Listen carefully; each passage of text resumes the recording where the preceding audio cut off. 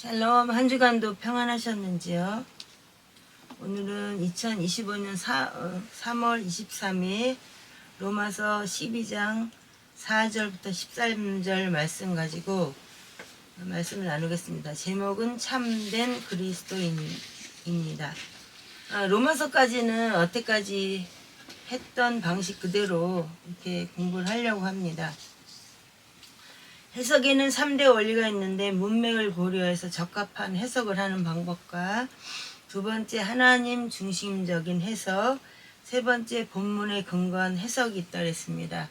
매일 성경을 공부하는 분도 있고 우리는 일주일 동안 같은 문장을 가지고 계속 말씀을 공부한 다음에 나눈다 그랬는데요. 첫째 날은 자세히 읽고 문단 나누기, 두 번째 날은 하나님 찾기, 하나님 성품 행하심 기록, 하나님 은혜에 만져주심, 3일은 강조점 찾기, 접속사, 반복, 대조, 강조, 중심 사상 파악을 했고요. 네 번째 날은 은혜와 교훈, 메시지, 교훈 의미를 정리한다고 했고요.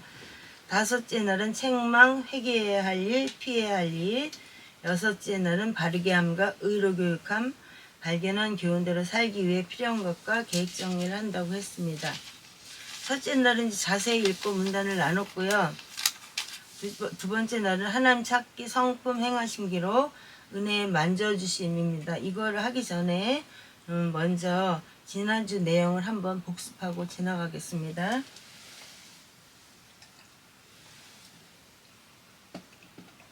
로마서 지난주에 12장 1절부터 3절까지를 했는데요.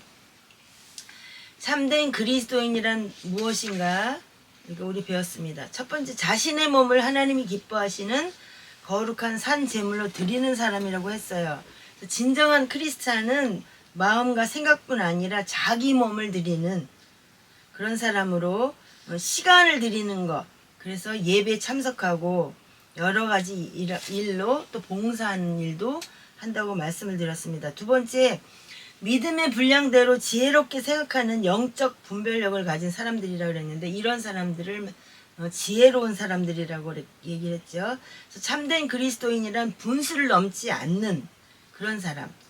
또한 세상을 따라가지 않는 사람이라고도 말씀드렸습니다. 세 번째, 하나님의 목적을 분별하는 자. 그게 지혜롭게 생각하는 사람이라고 말씀을 드렸습니다. 네 번째는 이제 오늘 4절, 5절 할 건데요. 그리스도 안에 한 지체됨을 아는 사람이라고 말했습니다. 4절과 5절을 같이 읽겠습니다. 우리가 한 몸에 많은 지체를 가지고 있되 모든 지체가 많은 직무를 가지고 있지는 아니하나니 이와 같이 우리도 여럿이지만 그리스도 안에서 한 몸이요 각 사람이 서로 지체이니라 이렇게 말씀을 하셨습니다. 지체의 다양성을 이제 말하고 있는데요. 예수 그리스도는 한 분이시잖아요. 그러니까 성령님도 한 분이세요. 그런데 아무리 교인이 많아도 서로가 달라요. 그죠? 근데 이게 서로 분열하면 아무리 많은 숫자라 그래도 분열하면 어떻게 돼요? 나라 꼴 봐도 요즘 알잖아요. 응? 분열하면 사실 교회 안에도 너무 분열하다 보면 없는 거면 못해요. 비록 세 사람이 모여도 하나가 되면 거기에서 힘이 있어요. 그래서 모든 지체가 같은 의무를 갖지는 않아요. 그러나 그리스도 안에서 하나이기 때문에 교회 안에서 하나됨을 지킬 때 그 교회는 기적이 일어날 줄 믿는 믿음이 필요하다는 거죠. 제가 이제 아침마다 교회 갈 때 버스를 타러 가는데 교회가 먼저 있던 교회인데 이름을 갖다가 바꿔가지고 새로운 교회로 했어요. 근데 전에는 전도하러 나오는 사람이 없었는데 거기 사모님하고 권사님인지 그분이 누군지는 모르겠는데 매주 전도를 하러 나오세요. 전도지 하나 하고 그다음에 그 뭐지? 저걸 뭐라 그러지? 이렇게 과자 요거 하나씩 들고. 근데 첫 주 만날 때, 두 주 만날 때, 세 주 만날 때 되게 다르게 보이고 너무 좋아 보여요. 그것처럼 그렇게 계속 만나다 보면 그 안에서 새로운 사람이 전도하려고 마음 먹지 않아도 벌써 교회 나가려고 마음먹었는데 교회 못 정하는 사람들이 가게 된다는 거죠. 그게 하나님의 역사를 경험하는 겁니다. 그래서 이제 이런 것들을 바라보면서 야, 우리가 전도하는 교회가 있다는 거는 정말 참 기쁜 일이구나 그런 생각을 할 때가 있었습니다. 우리가 4절과 5절 읽었는데요. 전체 다양성 여기를 잊어버리면 안 되고요. 절대로 그리스도는 한 분이지만 지체마다 다 각색이라는 거, 그거를 잊어버리면 안 되겠습니다. 그래서 의무를 갖고 있지는 않지만 교회는 하나이기 때문에 당연히 하나로 뭉쳐서 그렇게 일해야 된다. 이게 이제 두 번째 날 생각한 거고요. 세 번째 날은 강조점 찾기는 접속사, 반복대조, 강조, 중심사상 파악입니다. 로마서는 처음부터 우리가 계속 공부를 했어요. 그래서 12장까지 왔는데요. 4가지 단어로 요약돼요. 첫 번째 1장부터 7장까지는 뭐냐면 십자가에 대한 설명이 주로 많이 있었습니다. 두 번째는 성령에 대한 설명으로 나와 있는데 로마서 8장에 뭐라 그랬냐면 1장 1절과 2절 그러므로 이제 그리스도 예수 안에 있는 자에게는 결코 정죄함이 없나니 이는 그리스도 예수 안에 있는 생명의 성령의 법이 죄와 사망의 법에서 너를 해방하였습니다. 이렇게 말씀을 하셨단 말이죠. 그래서 생명의 성령의 법이 죄와 사망의 법에서 우리를 해방하였다고 분명히 이 성령에 대해서 가르치면서 이렇게 말씀을 하셨습니다. 세 번째는 선교인데요. 이방인의 구원에 대해서 또 이스라엘의 구원에 대해서 9장부터 11장까지 우리가 공부를 했습니다. 마지막에 이제 4번째 장인데 이거는 12장부터 16장까지입니다. 근데 오늘은 이제 12장을 하는 거죠. 이거는 주로 무슨 말씀이냐면 사랑에 관한 말씀이 많이 나와요. 참된 크리스찬 그리고 구원받고 성령의 임함을 받은 사람들 그리고 선교적인 그런 역사관을 가진 사람들은 마음만 드리는 게 아니고요. 자기 몸을 드리고자 합니다. 그렇기 때문에 예배도 참석을 하고 또 봉사도 하게 되고 그러는 거잖아요. 그래서 교회는 건물이나 뭐 제도, 뭐 교파, 방법 이런 게 아니고요. 그리스도의 몸이에요. 교회는. 아멘? 근데 성령님은 오늘날 교회당 건물 안에 계신 게 아니라 누구 안에 계세요? 예수 그리스도 안에 들어오셨잖아요. 그죠? 그분이 예수 그리스도 안에 계신 그분이 성령님이시란 말이에요. 성령님은 우리 안에 들어와 계시잖아요. 그러니까 우리가 교회라 그랬죠. 그거 잊지 않으셨죠? 계속 공부했던 거니까. 근데 은혜와 교훈 4번째 날은요. 5절 다시 한번 읽겠습니다. 이와 같이 우리도 여럿이지만 그리스도 안에서 한 몸이요 각 사람이 서로 지체이니라 이렇게 말씀을 하셨어요. 교회 안에 각 지체는 서로가 달라요. 근데 쟤는 왜 저런 거야? 이렇게 말하기가 참 쉽잖아요. 판단하고 정죄하고. 그런데 서로가 다른 것에 대해서 감사해야 된다는 것이죠. 그리고 각자가 받은 은사에 대해서 하나님께 감사할 줄 아는 그런 것이 바로 은혜라는 것입니다. 아멘. 교훈은 6절입니다. 6절 읽겠습니다. 그런즉 우리에게 주신 은혜에 따라 우리가 다른 선물들을 가지고 있으니 대언이면 우리가 믿음의 분량대로 대언하고 7절 혹은 사역이면 우리가 우리의 사역하는 일로 섬기며 가르치는 자는 가르치는 일로 섬기고 권면하는 자는 권면하는 일로 섬기며 주는 자는 단순함으로 그 일을 하고 다스리는 자는 부지런함으로 긍휼을 베푸는 자는 즐거움으로 할 것이니라 이렇게 말씀을 하셨어요. 이렇게 뭐 사실 길게 읽으려고는 하진 않았는데요. 이제 교훈에서 우리가 보면 죄송합니다. 자꾸 목이 아파가지고 은사는 언제나 다른 사람을 위해서 주시는 거예요. 사과나무를 심었어요. 그런다고 심으면 심자마자 바로 따먹어요? 아니잖아요. 그죠? 그 후손이 따먹을 수도 있고 그 가수원이 잘 돼서 다른 사람한테 판매도 하고 이렇게 하는 것처럼요. 이렇게 은사도 나를 위해서 하나님이 주신 거지만 무엇을 위해서 쓰냐면 다른 사람을 위해서 사용하라는 겁니다. 아멘? 그래서 다른 사람을 행복하게 해주고 기쁘게 해주고 즐겁게 해주고 그렇게 여러 가지 은사가 있는데요. 이렇게 간단하게 얘기를 하는데 다른 사람을 위해서 사용하라고 주셨다는 것을 잊지 말아야 됩니다. 두 번째, 은사는 남의 것하고 비교하지 말아야 돼요.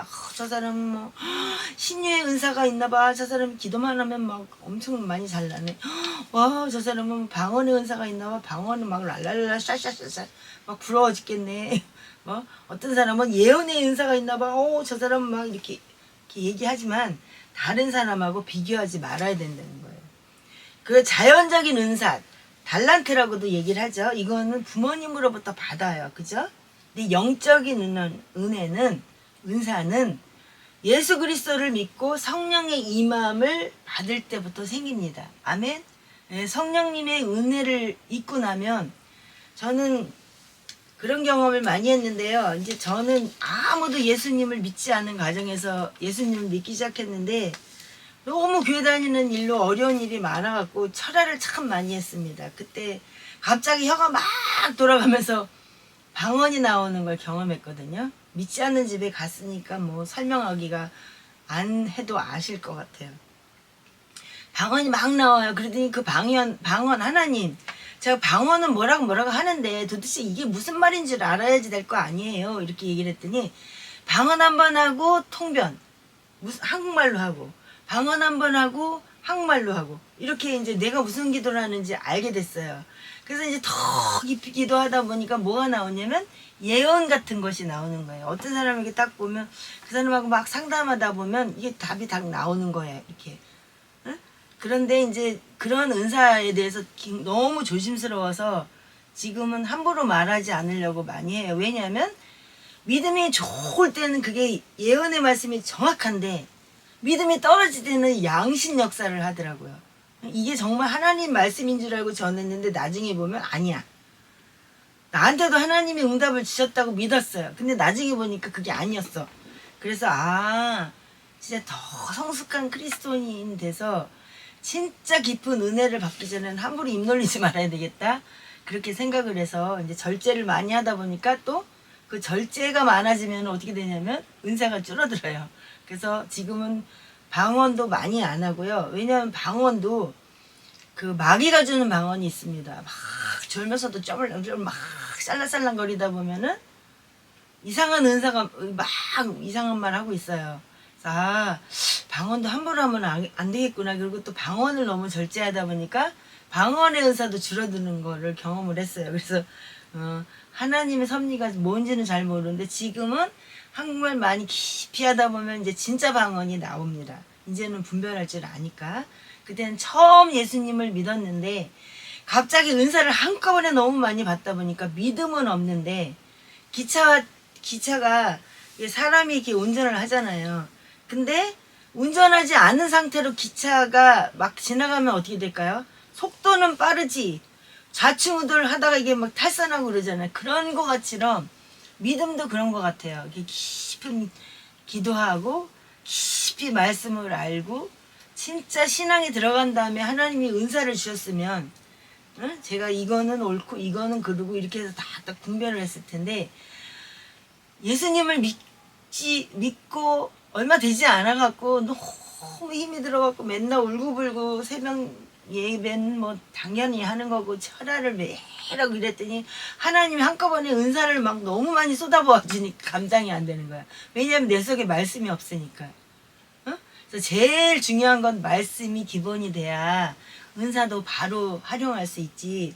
말씀에 기초가 없는 상태에서 은사를 많이 받으면 이단되는 거예요. 진짜 너무 위험한 겁니다. 그래서 우리가 말씀을 잘 알아야 된다는 거 잊지 않아야 되겠습니다. 하나님은 선물로 은사를 주셨어요. 그래서 책망, 회개해야 될 일, 피해야 될 일로 저는 골랐는데요. 7가지가 있습니다. 6절에 보면 다시 한번 읽어보겠습니다. 그런즉 우리에게 주신 은혜에 따라 우리가 다른 선물을 가지고 있으니 대언이면 우리가 믿음의 분량대로 대언하고 이렇게 해서 은사가 쫙 나옵니다. 그래서 예언의 은사는 말씀의 은사라고 해도 괜찮아요. 그래서 이 은사를 받은 사람은 하나님의 음성을 잘 듣습니다. 저도 처음에는 하나님의 음성을 잘 들었어요. 근데 이제 그게 정말 하나님의 음성인지 마귀의 음성인지 모르니까 신앙이 없어갖고 나중에 헷갈려가지고 이제 예언의 은사에 대해서 구하지를 않았어요. 너무 헷갈려서 막 이게 정말 하나님 음성인지 이게 정말 마귀의 음성인지 나중에는 막 은사를 너무 많이 주셨는데 구분을 못하니까 헷갈려가지고 많이 힘들었던 그런 때가 있었습니다. 근데 성경의 말씀을 많이 알고 하나님의 뜻을 명확하게 구분하면 어떻게 되냐면 분별력이 생겨요. 하나님 앞에 분별력을 달려고 제가 한 10년을 기도했던 것 같아요. 너무 헷갈려가지고 저 진짜로 은사는 처음에 엄청 많이 받았는데 분별력을 달라고 10년을 기도했어요. 왜냐하면 너무 헷갈려서. 그래서 분별력이 있는 사람은 자기가 깨닫고 듣고 본 것으로 그렇지 못한 약한 사람들에게 그 여린 사람들에게 이게 옳은지 이게 그른지 어디로 가야 되는지 사람에게 도움을 준다는 거죠. 그래서 그들을 격려해주고 약한 것을 보완해주고 실수를 감춰주고 또 그를 새롭게 하나님의 목적대로 살도록 도와주고 이런 사람이 예언의 은사를 받은 사람입니다. 그래서 예언의 은사를 받은 사람은 겸손해야 되는데 특별히 지혜가 필요해요. 예언의 은사를 잘못 활용하면 교만해져요. 막 왜냐하면 상대방이 뭐 무슨 일이 있는 걸 다 알거든. 기도만 하면 하나님이 다 알려주세요. 그럼 나도 모르게 이게 막 입에서 튀어나오잖아요. 당신 무슨 일 있죠? 뭐 막 이런 거 하잖아요. 그러다 보면 내가 으쓱거려가지고 내가 대단한 것 같아요. 그러다 보니까 저도 경험이 왔는데 예언의 은사는 믿음의 분량대로 활용하라고 분명히 말하고 있습니다. 그래서 저도 여러분이 이제 예수님을 믿고 성령님을 받아서 이게 특별한 은사를 받는 그런 사람이 되기를 원해요. 특별히 무슨 은사를 구하라 그랬냐면 성경에는 예언의 은사를 구하라고 하셨어요. 왜냐하면 다른 사람을 유익하게 하기 때문에. 근데 교만이 일이라도 들어가면 내가 이래봬도 내가 예전에 뭐 어떻게 했는지 알아? 어쩌고 저쩌고 이런 거 그거 하는 순간 뭐가 들어가? 마귀가 쏙 들어가요. 그래서 예언의 은사를 가지고 잘못된 사람들 참 많습니다. 응? 돈 주고 막 이게 막 사람들 줄 세워가지고 번호 뽑아가지고 예언 그런 거 하고 이런 데 있어요. 누구라고 말 안 할게요. 두 번째는 섬기는 은사가 있어요. 봉사하고 섬기는 거예요. 유난히 섬기고 봉사하는 일을 굉장히 좋아하는 사람들이 있습니다. 이런 사람들은 서로 부딪히지 않도록 해야 되고요. 일을 독점하지 않도록 해야 돼요. 그래서 조화를 이루는 법을 배워야 돼요. 섬기는 사람은 능력이 많거나 또 돈이 많아서 섬기는 것처럼 하지 말고 어떻게? 하나님이 주시는 힘으로 그 다음에 주님께 영광을 돌린다. 이런 마음으로 섬겨야 되는 거예요. 그럴 때 열매가 있고 하나님께서 주신 은사를 기쁘게 사용할 수 있기 때문에 주님도 기뻐하시는 거죠. 그래서 저희 교회는 찬양을 권사님들이 나와서 부르면 하나님께만 영광을 돌렸습니다. 이러고 들어와요. 저는 그게 참 좋더라고요. 응?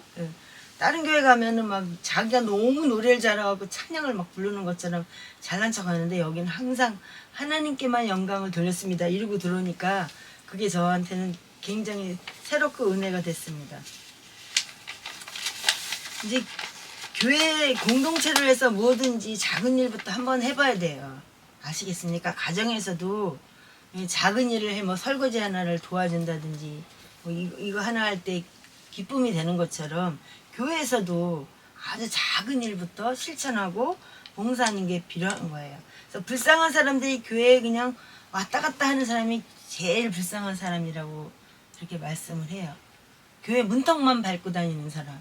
자기는 대형교회 다니는데 대형교회 다니는 게 자기하고 뭔 상관이야. 그렇잖아요. 대형교회 사람 많으니까 굉장한 것 같아. 자기가 막 찬양대가 막 거의 1000명 가까이 부르고 막 이러면 뭐 자기가 찬양대에 있는 게 뭐 대단한 것 같지. 어깨 으쓱으쓱거리고. 저도 큰 교회 많이 다녀봐서 압니다.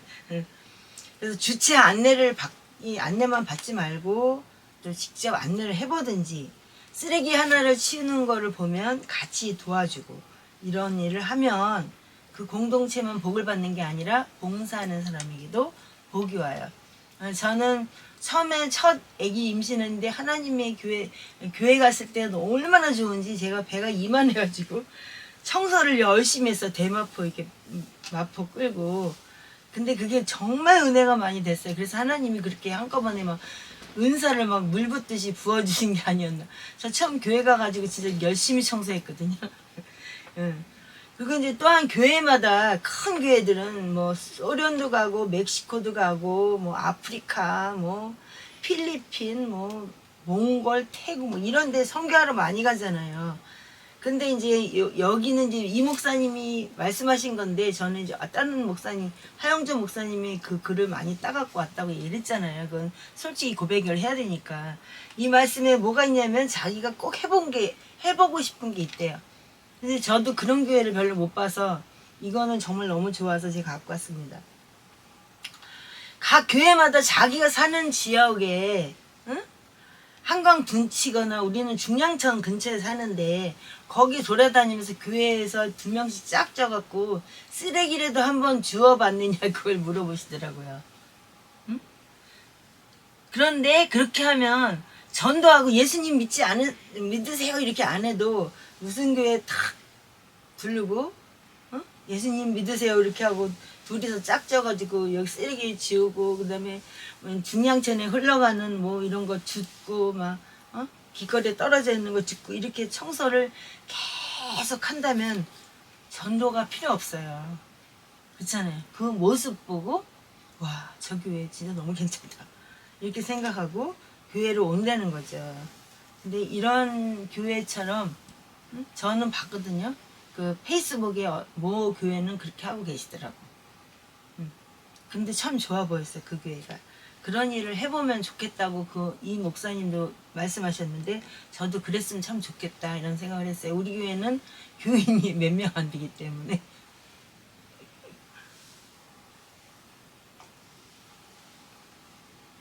한 사람은 직장 가서 10시, 8시 넘어서 오고 주말에는 거의 10시가 돼야 주일날 말씀 전하고 이러는데 언제 나가서 그렇게 봉사를 하겠어요. 그거는 쉬운 일은 아니기 때문에 늘 마음에 품고 있어요. 그래서 다니는 교회 가서 언제 제안을 한번 해볼까 그런 생각을 하고 있습니다.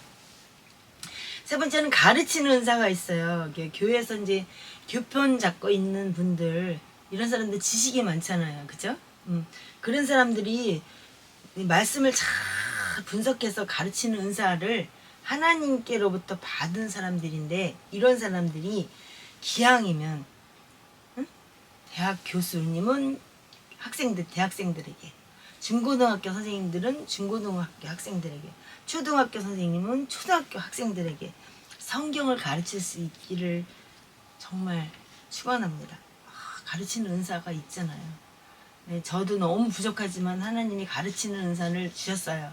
그래서 주일학교 애들이 유치원 갈 땐 유치부 했고 애들이 초등학교 갈 땐 초등부 했고 중등부 갈 땐 중등부 했고 고등부 가고 그렇게 같이 이렇게 했습니다. 그러다 보니까 우리 외국인들 다문화 거기서는 또 교목으로 하게 되고 하나님의 은혜로 이렇게 쭉쭉쭉쭉 나가고 왔습니다. 이제 뭐 지금은 나이가 70이 넘어서 올해는 도 없고 별로 갈 데도 없지만 또 어쨌든 가르치는 은사가 있으면 너무 감사한 거는 몇백 명이 모여도 이게 딱 어떤 걸 준비해 갖고 가면 그 말이 팍팍 나오기 때문에 그것도 은사인 것 같아요. 저는 그런 것이 너무 감사하게 생각합니다.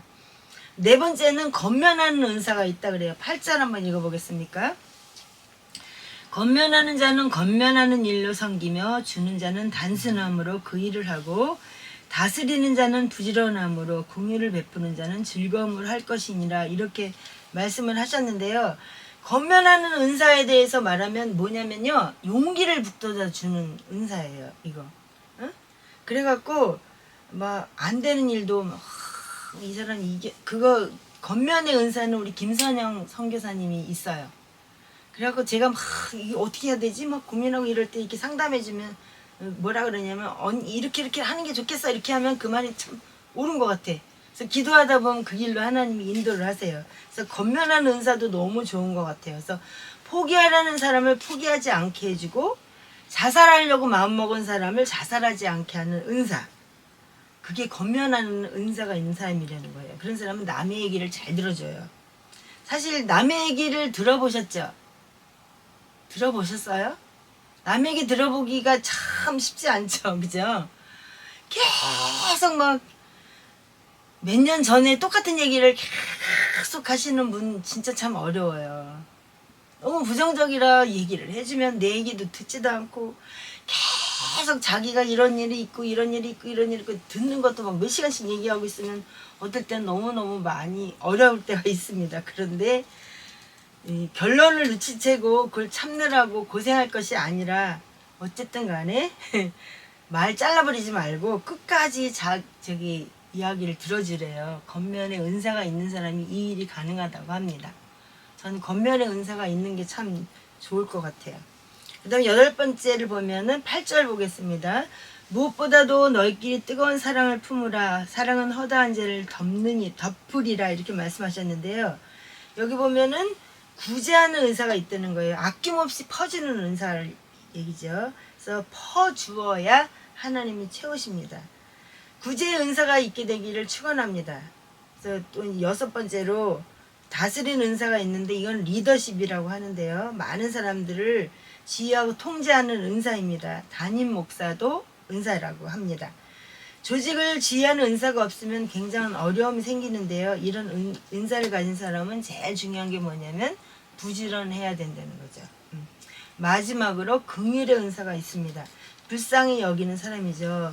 그런 사람은 기쁜 마음으로 일을 합니다. 그래서 저와 여러분 목사님 우리 집사님에게는 다 은사를 주신 줄로 믿어요. 이 은사를 우리 김지연 집사님은 보면은 내가 보니까 다른 사람의 그 고민을 잘 들어주는 겉면의 은사가 있는 것 같아. 가끔 가다가 이 친구가 이런 일로 있는데 가서 상담을 좀 해줘야 된다 그러고 나가는 거 보면 겉면의 은사를 하나님이 주신 거예요. 그것도 굉장히 감사할 일이죠. 그래서 우리가 리더십을 가지고 정말 하나님을 높이며 긍휼의 은사로 불쌍히 여기고 그것도 긍휼의 은사가 있으니까 불쌍히 여기는 거예요. 그잖아요. 그래서 그런 사람 기쁜 마음으로 일을 합니다. 그래서 여러분에게 하나님은 은사를 주셨으니까 이 은사를 묻어두지 말고 자기를 위해서 쓰지 말고 어떻게 하라고요? 하나님의 영광을 위해서 다른 사람을 위해서 쓰는 거예요. 우리 호 목사님은 긍휼의 은사가 있어요. 겉면하는 은사와 긍휼의 은사가 있어요. 그래서 제가 막 힘들어할 때 제 얘기를 잘 들어주고 그 다음에 이렇게 하면 좋겠다 이럴 때 다시 제가 이게 힘을 낼 때가 있습니다. 그래서 이것도 정말 참 필요한 은사라고 얘기를 해요. 은사에 대해서는 너무 많이 공부를 하셨겠지만 다시 한번 오래간만에 은사에 대해서 한번 나눠봤습니다. 6째 날은 바르게 함과 의로 교육함인데요. 발견한 교훈대로 살기 위해 필요한 것과 계획 정리는 9절부터 13절까지 그냥 계속 읽겠습니다. 사랑의 꾸밈이 없게 하라. 악한 것을 몹시 싫어하고 선한 것을 굳게 붙들라. 10절 형제의 사랑으로 서로 친절하게 애정을 가지고 서로 먼저 존중하며. 11절 일을 게을리 하지 말고 영이 뜨거운 가운데 주를 섬기며. 12절 소망 중에 기뻐하고 환난 중에 인내하며 늘 절박하게 기도하고. 13절 성도들의 필요에 따라 나눠주며 손님 대접하기를 힘쓰라. 이렇게 말씀을 하셨어요. 여기서 근데 남을 도울 때 3가지 잊지 않아야 되는 게 있는데요. 첫 번째는 이 사람 해결 다 됐어. 그런데 도와주는 게 아니라 어려울 때 도와주라는 얘기예요. 그 다음에 마음은 엄청 많이 주는 것 같아. 근데 난 사실 물질이 필요해. 그럼 어떻게 해요? 물질도 도와줘야지. 그죠? 저는 그런 정말 제가 존경하는 집사님이 한 분이 있는데 제가 정말 어려울 때 그분 집에 가면 뭘 필요하다 그러고 불러요. 저를. 진짜 그때는 지금보다 더 가난할 텐데 불러요. 그리고 진짜 진수성찬으로 이렇게 상을 차려줘요. 그래서 내가 참 괜찮은 사람인가 보다 그런 생각을 할 정도로. 잠실에 올림픽 아파트면 꽤 괜찮은 아파트에 사시는 지금도 집사님, 지금 권사님 되셨어요? 그럼 아니래. 지금도 집사라 그렇게 맨날 그렇게 말씀을 하시는데요. 그분은 저한테 자존감이 높아지도록 하셨어요. 너무 힘들 때, 너무 가난할 때 정말로 날마다 눈물로 살아갈 때, 그럴 때 어떻게 하냐면 밥을 다 대접한 다음에 물건을 이제 사잖아요. 그 물건값을 줘. 그리고 책을 한 권 주세요. 이 책 가져가서 읽어보세요. 그러면 굉장히 위로가 되는 책을 한 권씩 주니까 감사합니다. 잘 읽을게요. 그리고 거기 보면은 예전에 벌써 한 10년이 넘었네요. 그때 10만 원, 20만 원 엄청 큰 돈이잖아요. 20만 원, 막 30만 원 이게 돈이 들어있어요. 그러면 막 너무 감사해갖고 진짜 아이들 셋 키울 때 진짜 눈물 콧물 많이 너무 감사해서 눈물을 많이 흘렸네요. 지금까지도 저희를 위해서 후원을 해주세요. 그분은 변함없이 많든지 적든지. 그리고 저 아플 때 남편이 의사 선생님인데 다 무료로 치료해 주셨고 집사님이지만 제가 가장 존경하는 집사님입니다. 근데 그분이 전에도 한번 간증을 했는데 그분 아이가 뇌성마비예요. 예, 아이가 벌써 30살이 됐겠네요. 엄마 소리 한마디도 못해요. 근데 그 30 된 아이가 지금까지 그렇게 잘 입히고 잘 시키고 잘 간수를 하는 그런 정말 훌륭하신 분이에요. 그래서 제가 막 힘들어요 뭐 어쩌고 저쩌고 이러면은 그때 저도 집사님일 때 죄송합니다. 물 좀 마실게요. 집사님 그때 저는 아들이 장애인인지 모를 때예요. 집사님 그럼 저하고 환경을 바꾸실래요? 그리고 생글생글 웃으시면서 방으로 데려가요. 2층 집인데 아래층으로 가서 보니까 진짜 뇌성마비 아이들은 살이 안 붙더라고요. 빼빼 말랐는데 귀가 안 들려. 그러니까 엄마가 말하는 거 못 들어. 일단 뇌성마비니까 말을 못해. 그러면 저하고 환경을 바꿔보시겠어요? 그래. 자기는 잘 살아. 남편이 의사야. 어? 그렇게 잘 살아. 그러니까 나하고 바꿔보시겠어요? 근데 생각해보니까 내가 가난하게 살아도 아이들 건강한 게 감사한 일이지. 저 내성마비 아이를 키우는 건 쉬운 일이 아니겠다 그래갖고 대답을 못했습니다. 그게 지금도 생각이 나요. 그렇게 집사님 살기 힘드시면 저하고 환경을 바꿔보실래요? 그랬는데 정말 그 집 아들이 뇌성마비일 줄은 정말 꿈에도 생각을 못했죠. 그분 진짜 연세대학교 나왔나? 약대 졸업하신 아주 훌륭하신 분이세요. 남편은 아마 서울대학 나오셨을 거예요. 의사 선생님 지금은 하시는지 안 하시는지 몰라.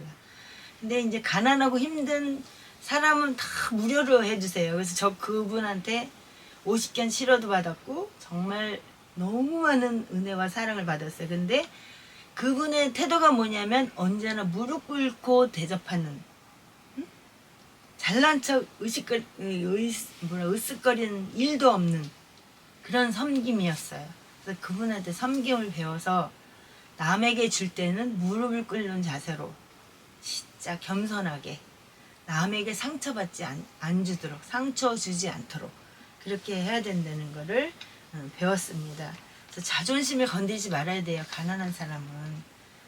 자존감은 낮은데 자존심은 무지하게 세거든요. 자존심이 딱 상처나는 순간 그 사람하고 땡이야. 가난한 사람은 특히. 그래서 자존심을 건들지 않고 그 사람의 필요를 사랑으로 이렇게 채워주는 저와 여러분이 되겠으면 좋겠습니다. 마지막으로 베드로전서 4장 7절부터 11절인데요. 말씀이 우리 너무 좋으니까 함께 읽겠습니다. 오직 모든 것의 끝이 가까웠으니 그러므로 너희는 정신을 차리고 깨어 기도하라. 무엇보다도 너희끼리 뜨거운 사랑을 품으라. 사랑은 허다한 죄를 덮으리라. 불평 없이 서로 대접하라. 각 사람이 선물을 받은 대로 하나님의 여러 가지 은혜를 맡은 선한 청지기로서 서로 그 선물을 써서 섬기라. 누구든지 말하려거든 하나님의 말씀들을 하는 것 같이 하고 누구든지 섬기려거든 하나님께서 주시는 능력을 하는 것 같이 그 일을 하라. 이것은 모든 일에서 예수 그리스도를 통해 하나님께서 영광을 받게 하려 함이니 그분께 찬양과 통치가 영원 무궁토록 있기를 원하노라. 이렇게 말씀을 읽었는데요. 부디 바라옵기는 이게 이제 킹제임스 버전이거든요. 킹제임스 성경만으로 성경을 읽지 마십시오. 표준 세번역으로도 똑같은 문장을 읽어보고요. 개역개정으로도 읽어보고요. 골고루 성경을 읽어보세요. 그럼 같은 말씀이라도 표현이 굉장히 다르다는 걸 알 수가 있습니다. 이제 저 같은 경우에는 이제 사본 말씀을 하다 보니까 히브리어 헬라어로 이제 읽는데요. 읽다 보면은 이게 그러니까 개역 성경하고는 너무 다른 게 많이 있습니다. 그러나 일단은 로마서를 끝을 낼 때까지는 히브리어 헬라어보다는 로마서 공부가 중요하기 때문에 끝마칠 때까지는 이런 방식으로 16절까지를 그저 계속해서 유지해 나가도록 하겠습니다. 기도하겠습니다. 주님 감사합니다. 오늘도 귀한 말씀을 통해서 하나님 아버지 각 사람에게는 하나님이 주신 달란트가 있다고 하셨습니다. 그 은사를 통해 나를 위해 사는 것이 아니라 하나님의 영광을 위해서 살아가는 저희들 될 수 있게 도와주시옵소서. 하나님 지극히 작은 종이 하나님 아버지 부지 중에라도 하나님 실수한 것 있으면 예수 그리스도 보혈의 피로 용서하시고 하나님 아버지 온전히 주님이 주시고자 하시는 말씀만 하나님 아버지 들을 길을 열어주셔서 그 말씀을 듣고 우리가 듣는 것으로 끝나는 것이 아니라 행하고 하나님께 살아계신 아버지 주님의 영광을 위해서 살아가는 우리가 모두가 되게 하시고 교회 건물이 대형 교회든 큰 교회든 작은 교회든 중요한 것이 아니라 내가 교회라는 의식을 가지고 나 하나가 하나님의 영광을 위해서 살 때 주님의 나라가 커지는 것을 기억하게 하옵소서.